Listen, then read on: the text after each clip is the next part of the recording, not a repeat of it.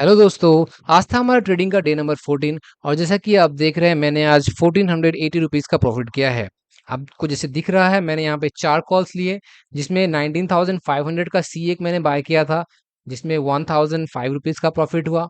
एक मैंने 19,550 का पुट बाय किया था जिसे मैंने कॉस्ट टू कॉस्ट एग्जिट किया है, बस 37 रुपीज़ का प्रॉफिट दिख रहा है यहाँ पे। उसके बाद मैं 19,600 का एक कॉल बाय किया, अगेन 187 का प्रॉफिट हुआ और 19,600 का पुट बाय किया जिसे मैंने 2,500 का प्रॉफिट हुआ। तो पहला कॉल मेरा था 19,500 का, दैट इज जिसे मैंने 1,500 का प्रॉफिट किया। तो आइए देखते हैं निफ्टी के चार्ट पे किस तरह से हमने ट्रेड किए और क्या था हमारा कंडीशन। वैसे आज के दिन मैं मार्केट में नहीं था, मैं सिस्टम पे नहीं था, इसके कारण मैं ठीक से ट्रेड नहीं कर पाया, मोबाइल से मुझे ट्रेड करना पड़ा। पहले तो मैंने सोचा था मैं ट्रेड नहीं करूंगा, लेकिन मुझे कंडीशंस बहुत अच्छे मिल रहे थे, इसके लिए ही मैंने ट्रेड किया। क्या था कंडीशंस, मार्केट में काफी बड़ा एक गैप डाउन हुआ आज के दिन, जैसा कि आप देख रहे हैं मार्केट 19,648 पे क्लोज हुआ था और फिर 19,550 पे, तो समवेयर अराउंड 100 का पॉइंट पे मार्केट ने आज गैप डाउन ओपनिंग किया। करने के बाद अगर आप देखेंगे 19,550 से एक ही बार फिर मार्केट 19,500 के अराउंड गया। तो जब 19,500 पे गया तो मैंने यहाँ पे एंट्री बनाया अपना, 19,500 का सी मैंने बाय किया। क्या था रीजन मैंने क्यों बाय किया? एक तो कंडीशन ये आता है कि मार्केट में 19,500 का एक स्ट्रॉन्ग सपोर्ट है, लेकिन क्या सिर्फ यही कंडीशन है यहाँ पे ट्रेड लेने का? बिल्कुल भी नहीं है। कोई भी स्ट्रॉन्ग सपोर्ट और स्ट्रॉन्ग रेजिस्टेंस पे हम सिर्फ आंख बंद करके ट्रेड नहीं कर सकते, हमें और भी कंडीशंस देखने होंगे। तो जब मैं देखा कि 19,500 पे मार्केट है और मार्केट में ऑलरेडी 1,160 पॉइंट का गिरावट आ चुका है। जब निफ्टी में 150 160 पॉइंट का गिरावट आ जाता है ऑलरेडी, और अगर वो इम्पोर्टेंट सपोर्ट पे है, तो वहां से चांसेस बहुत ज्यादा होते हैं एक बाउंस बैक आने का। हालांकि मैंने ये एक्सपेक्ट नहीं किया था कि मार्केट यहाँ से ऊपर जाए। 19,000 अगेन 589 580 के अराउंड गया मार्केट, तो मेरा ये एक्सपेक्टेशन नहीं था। मैंने सोचा था कि यहाँ से एक बाउंस बैक आएगा जो कि मुझे कॉल में कुछ प्रॉफिट दे देगा। तो मैंने यहाँ पे बाय किया 100 क्वांटिटी और मैं सिर्फ 10 रुपए के प्रॉफिट में यहाँ मैंने बाय किया, और मैं यहाँ पे मैंने बाय किया और यहीं पे मैंने एग्जिट कर दिया। क्योंकि मैं मार्केट में था नहीं, सिस्टम पे था नहीं, तो मैं देख नहीं पा रहा था कि जो कैंडल स्टिक्स है वो क्या कह रहा है और क्या हमारा पैटर्न बन रहा है। तो इसके कारण मुझे बस ये एक भरोसा था कि यहाँ से मार्केट एक बाउंस बैक आएगा। अगेन मैं बोल रहा हूँ कंडीशन मिलने चाहिए, यहाँ पे सिर्फ यही कंडीशन नहीं था मेरा कि 19,500 एक सपोर्ट है, दूसरा कंडीशन ये भी था कि मार्केट में भारी गिरावट ऑलरेडी आ चुका था। तो मैं छोटा सा रिस्क लेके मैं यहाँ पे 19,000, मैं यहाँ पे जो रिस्क था वो मेरा बस 5 रुपए का ही था कि मार्केट अगर मैंने 95 पे अगर बाय किए हैं तो अगर 5 रुपए नीचे आता है, दैट इज 90 में आता है, तो मैं निकल जाऊंगा। तो समवेयर अराउंड मैंने यहाँ पे बाय किया था, उससे मैं समवेयर अराउंड 94 95 चल रहा था, मैंने बाय किया और बाय करते ही मुझे भी प्रॉफिट मिल गया। 105 रुपीज मैंने एग्जिट किया। ठीक है। और दोबारा दूसरा ट्रेड मैंने एक लिया जो कि था 19,000, ये जो आप देख रहे हैं 19,550 का पुट जिसे मैंने कॉस्ट टू कॉस्ट एग्जिट किया, वो मैंने सबसे लास्ट में ट्रेड किया है। उसके बाद मैंने एक ट्रेड लिया था 19,600 का सी जिसे मुझे 187 का प्रॉफिट हुआ। वो मैं समवेयर अराउंड यहाँ पे ट्रेड लिया था। मार्केट जब यहाँ पे गिरा था, ये जो एक आया था, दो कैंडल आपको दिख रहा होगा यहाँ पे रेड कैंडल, तो मैंने यहाँ पे एंट्री लिया था। अगेन मेरा मैंने यहाँ पे एंट्री लिया था और समवेयर मैं यहीं पे एग्जिट कर दिया। मुझे ये ट्रेड नहीं करने चाहिए था क्योंकि मैंने ऑलरेडी 1,000 का प्रॉफिट कर लिया था, जो कि मेरा कैपिटल है उससे 10% से ज़्यादा का ऑलरेडी मैंने प्रॉफिट कर लिया था, तो मुझे यहाँ पे ट्रेड नहीं करना चाहिए था। लेकिन अ, फिर भी मुझे कंडीशन मिल रही थी यहाँ से मार्केट में आ सकता है, ऊपर की तरफ जा सकता है, लेकिन मैं इस वाले अपने ट्रेड को कंसीडर नहीं करता हूँ।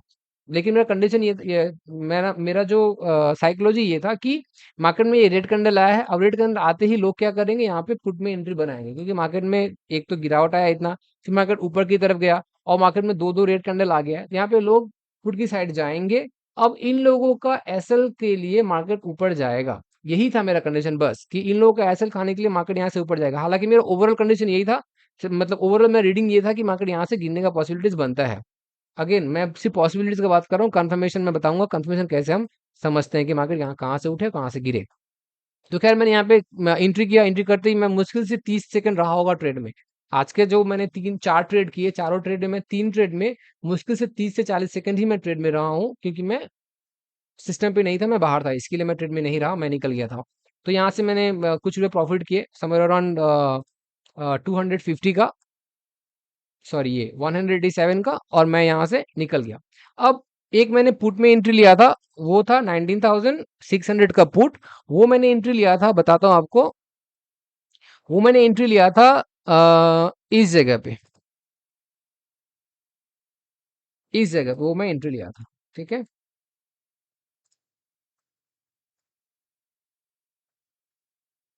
इस जगह मैंने एंट्री लिया था। कंडीशन मेरा क्या बन रहा था कि एक ये जो एक कैंडल है ना, आप अगर ध्यान से देखोगे तो ये एक डॉजी कैंडल है।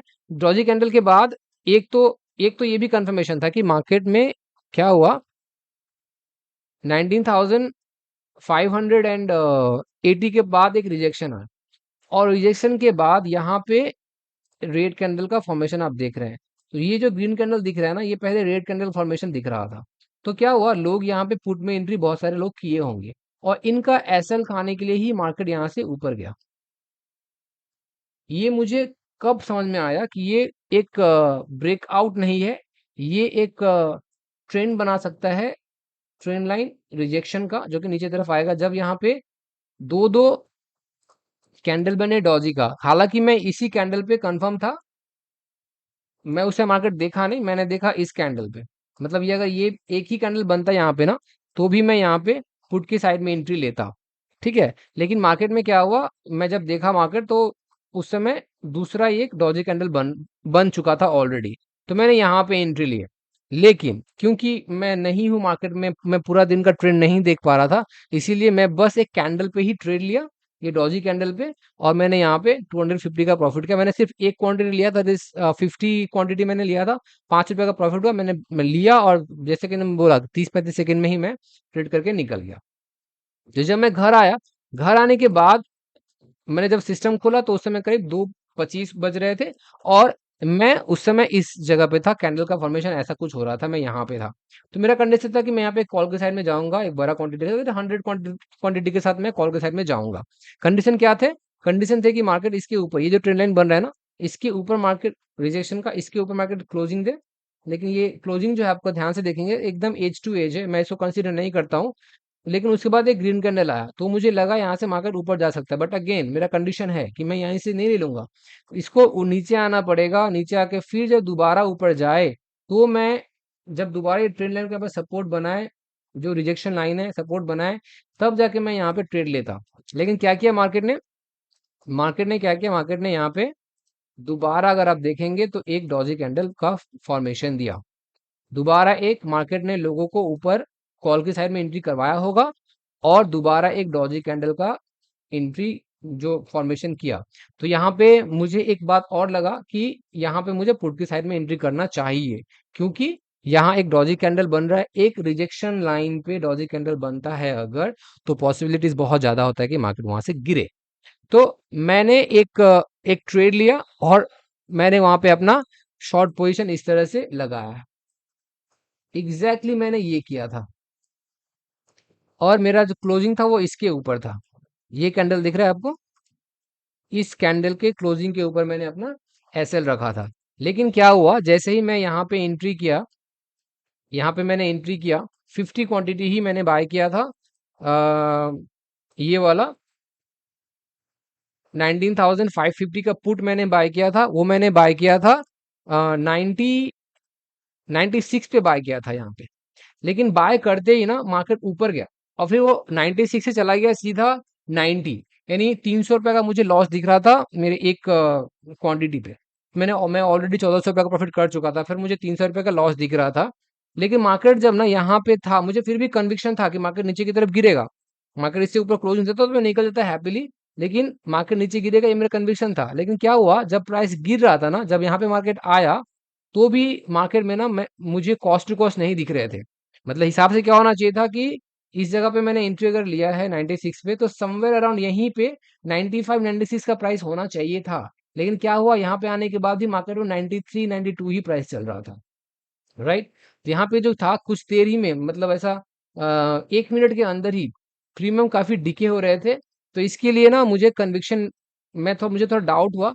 और जब मार्केट यहाँ पे गिरा, इस जगह पे मार्केट आया भी ना, तो भी मुझे बस इस देखेंगे आप, अगर यहाँ से यहाँ तक गिरा भी, तो भी मुझे कॉस्ट टू कॉस्ट ही निकलना पड़ा, मैं भी निकल गया, क्योंकि यहाँ पे एक और मुझे लगा कि अगर ये ट्रेंड लाइन को सपोर्ट ले लेगा यहाँ से अगर ट्रेंड लाइन को सपोर्ट लेके ऊपर जाएगा तो मेरा जो प्रीमियम है वो काफी फास्ट डिके होगा। ऑलरेडी 3 बजने वाले थे, 3 बज चुके थे ऑलरेडी।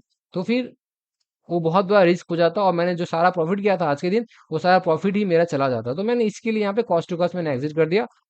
अब जैसे मैंने एग्जिट किया फिर मार्केट नीचे गया, कोई बात नहीं, मेरा जो स्टडी था वो उसके अनुसार मार्केट में सही वही हुआ। हालांकि अगर मैं ये दिन का पहला ट्रेड होता मेरा तो मैं आराम से वेट करता, अगर फर्स्ट आवर में होता तो, क्योंकि ऑलरेडी 3 बज गए थे। तो इसी के लिए मैंने मार्केट में और टाइम नहीं दिया, मैं वहीं से निकल गया। तो ये ऐसा ही था हमारा आज का दिन। अब देखते हैं कल के दिन हम कैसा कंडीशन रहता है। कल के दिन देखिए 3 कंडीशन मैं आपको बोलता हूँ, एक है फ्लैट ओपनिंग, एक है गैप अप ओपनिंग, एक है गैप डाउन ओपनिंग, राइट। अब जैसे कि 19,500 ये एक जो इंपॉर्टेंट सपोर्ट था, यहाँ से मार्केट कहीं, अब मार्केट यहाँ से ब्रेक हो सकता है। तो पहले मैं बता दूं आपको गैप डाउन ओपनिंग का सिनेरियो। अगर मार्केट गैप डाउन होता है, जिसका पॉसिबिलिटीज मुझे ज्यादा लगता है, तो गैप डाउन अगर होता है तो समवेयर अराउंड 19,440 से लेकर 19,480, इस 40 पॉइंट के नीचे अगर गैप डाउन होता है तो मैं मार्केट को आने दूंगा इस जगह पे, दैट इज 19,400 से लेकर 19,420, ठीक है। मैं यहाँ पर मार्केट को आने दूंगा, मैं इस जोन में कोई ट्रेड नहीं करूंगा और ना ही मैं इस जोन में ट्रेड करूंगा। अगर जैसे कि मैंने बोला गैप डाउन खुलता है तो गैप डाउन खुल के मार्केट अगर इस जोन में आता है, कंडीशन नंबर 1, इस जोन में आता है दैट इज 19,400 से लेकर 19,420, इस जोन में आके जब देखेंगे हम मार्केट 11 बजे 10:30 बजे के अराउंड कि मार्केट किस साइड मूव कर रहा है। अगर यहाँ से ब्रेक डाउन होता है तो हम पुट की साइड जाएंगे और हमारा टारगेट होगा 19,400 पे हमारा एंट्री होगा, या 380-90 का अराउंड एंट्री होगा। और हम यहाँ पे फिर 19,340 से लेकर 19,330 तक हम टारगेट लेके चलेंगे पुट के साइड में, ठीक है।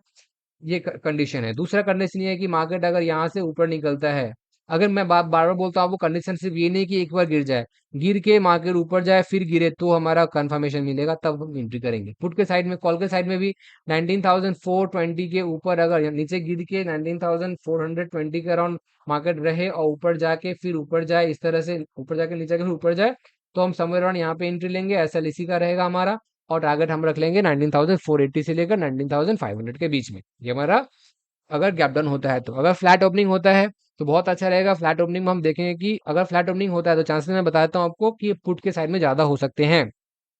कैसे? क्योंकि मार्केट में ये फिर एक अभी एक नया ट्रेंड ट्रेंड रिजेक्शन का ट्रेंड लाइन बनता हुआ दिख रहा है।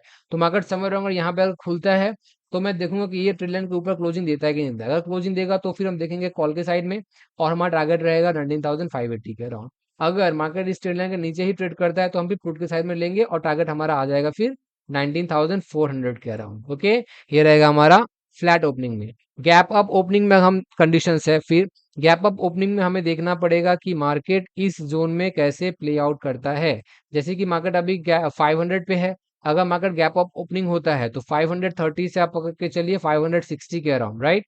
इस अराउंड में कहीं पे मार्केट गैप अप ओपनिंग हो, और यहाँ पे मार्केट गैप अप ओपन होने के बाद हम देखेंगे कि 19,560 से लेकर 19,600 के अराउंड कैसे ट्रेड करता है।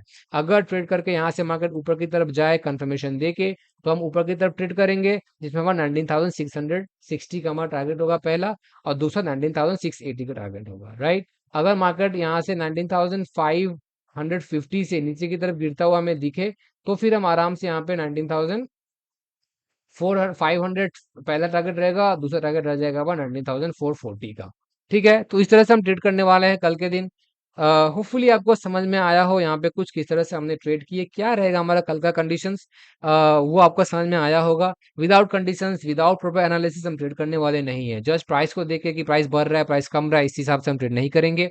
हमें प्रॉपर प्राइस एक्शन देखना पड़ेगा, हमें प्रॉपर ट्रेंड लाइन देखना पड़ेगा, प्रॉपर सपोर्ट रेजिस्टेंस लेवल देखने पड़ेंगे, उस हिसाब से हम ट्रेड करेंगे। होपफुली आपको यहाँ से कुछ इन्फॉर्मेशन मिला हो, जिससे आपको ट्रेड करने में, सीखने में, लर्निंग में आपको हेल्प मिला हो, जहाँ से आपको छोटे अमाउंट से आप ट्रेड करने में भी आपको हेल्प मिले। तो कल के दिन मिलते हैं, देखते हैं कल के दिन हमारा कैसा कंडीशंस बनता है। जिस तरह से मैंने आज एनालिसिस किया, इस तरह से क्या हमें कल के दिन कंडीशंस मिलेंगे कि नहीं, ये देखना रहेगा, और हम उसी हिसाब से फिर ट्रेड करेंगे। तो मिलते हैं दोस्तों कल के दिन। जय हिंद।